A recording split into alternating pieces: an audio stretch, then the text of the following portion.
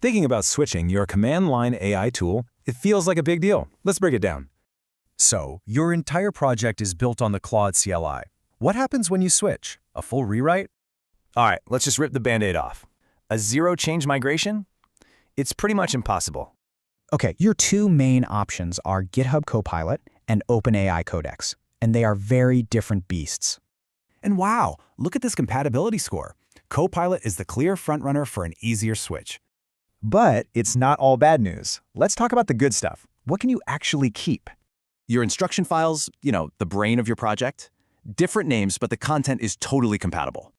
And here's the genius solution, a simple symlink. That way, both tools can read the same file. What about your skills? Well, the news here is awesome. They're 100% compatible. They just work. And that's all thanks to the Agent Skills spec. It's an open standard that everyone adopted. Okay, so that was the easy part.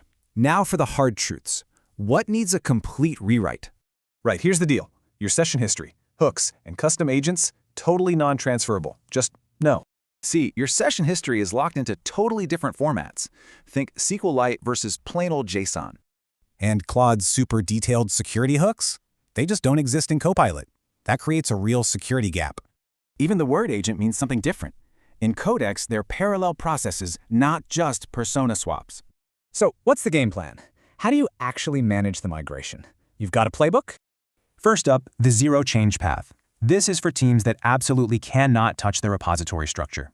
Next, you've got the low friction path. This creates a universal folder, a single source of truth.